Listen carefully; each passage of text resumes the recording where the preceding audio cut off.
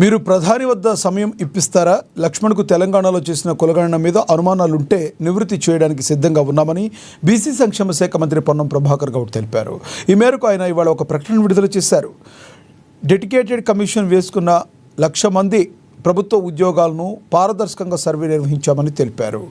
మహారాష్ట్రలో బీసీ కులగణన చేస్తామని అసెంబ్లీ తీర్మానం చేయగానే మహారాష్ట్ర ప్రభుత్వాన్ని కూల్చారని, బీహార్లో కులగణన చేపట్టి ఆ నివేదిక అసెంబ్లీలో ప్రవేశపెట్టక ముందే ఆర్జేడీ జేడీయూ ప్రభుత్వాన్ని బీజేపీ కూల్చేసిందని ఆరోపించారు.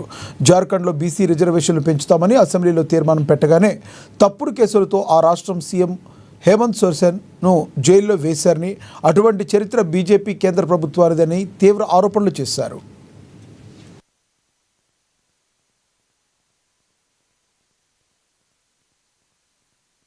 ఇక రాష్ట్రాల నుంచి కేంద్రం వరకు రాజకీయ విద్యా ఉద్యోగాల్లో బీసీలకు రిజర్వేషన్లు కల్పించింది కాంగ్రెస్ పార్టీ అని కొనియాడారు. బీజేపీ అధ్యక్ష పదవి, శాసనసభలో బీజేపీ ప్రతిపక్ష నాయకుడి పదవి, మండల పక్ష నాయకుడి పదవులకు బీసీలు పనికిరారా అని నిలదీశారు. అన్ని అత్యున్నత పదవులు వేరే సామాజిక వర్గానికి కేటాయించిన బీసీలపై మొసలి కన్నీరు కారిస్తే సమాజం అంగీకరిస్తుందా అని ప్రశ్నించారు. చేతనైతే బీసీలకు ప్రయోజనాలు కల్పించాలి, అంతే తప్ప ఒక సాహసోపేతమైన నిర్ణయాన్ని అమలు చేసే ప్రయత్నం చేస్తున్న తెలంగాణ ప్రభుత్వ కృషికి గండి కొట్టవద్దని అన్నారు.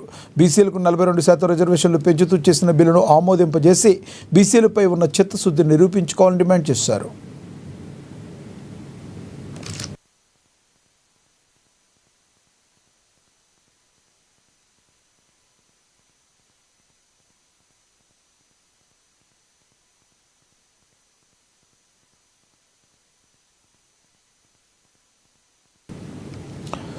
వీర్ జవాన్ మురళి